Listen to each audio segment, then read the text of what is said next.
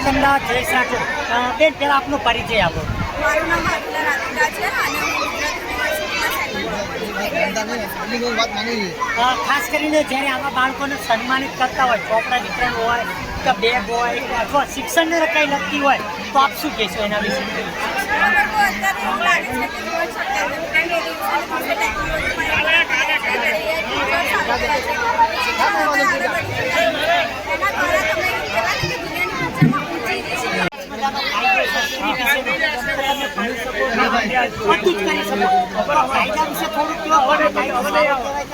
બીજું તમારા મમ્મી પપ્પાએ તમને જે સપોર્ટ કર્યો છે એના વિશે થોડું સમજાવો.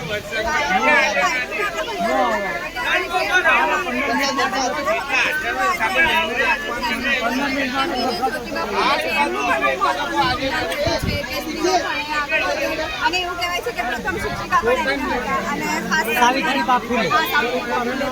અને ખાસ કરીને મારા મમ્મી પપ્પા એમને તો મારા સપનાઓને પ્રેરણા આપી છે. આજ સુધી મને ક્યારેય નથી. ખાસ કરીને રાધિકાબેન તમને વચ્ચે રોકીશ, પણ દર્શક મિત્રોને ખાસ કહીશ કે રાધિકાબેન એટલો હોશિયાર છે, તો તમે કેટલો અભ્યાસ કર્યો છો અને હાલમાં શું કરી રહ્યા છો?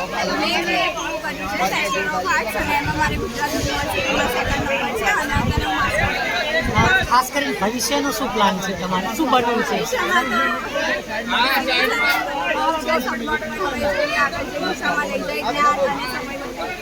ખાસ કરીને તમારા જેવા જે વિદ્યાર્થી છો, જે બહેનો છે, ભાઈઓ છે, એને શું સંદેશો આપશે? ભણવું જોઈએ કે ના ભણવું જોઈએ? તમારા છોકરાઓને આગળ વધવું હોય તો ક્યારે એમને અટકાવશો નહીં, કેમ કે એવું કરી બતાવશે કે તમે વિચાર્યું પણ નહીં. ખાસ કરીને આજનો કાર્યક્રમ કેવો રહ્યો એના વિશે શું કહેશો, રૂપરેખા વિશે? આજનો કાર્યક્રમ તો ખૂબ જ સુંદર છે અને લગભગ 10 વર્ષથી આ કાર્યક્રમ થાય છે. આદર્શનો કાર્યક્રમ છે અને આ રીતે ગરીબ બાળકોને મદદ પણ કરે છે જે થાય.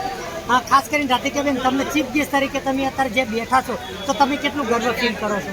બહુ જ. આ મારા માટે ખરેખર ગર્વની વાત છે કે મને સ્પેશિયલી એ લોકોએ યાદ કરી આ કાર્યક્રમમાં અને મને ઇન્વાઇટ પણ. Thank you very much. Thank you.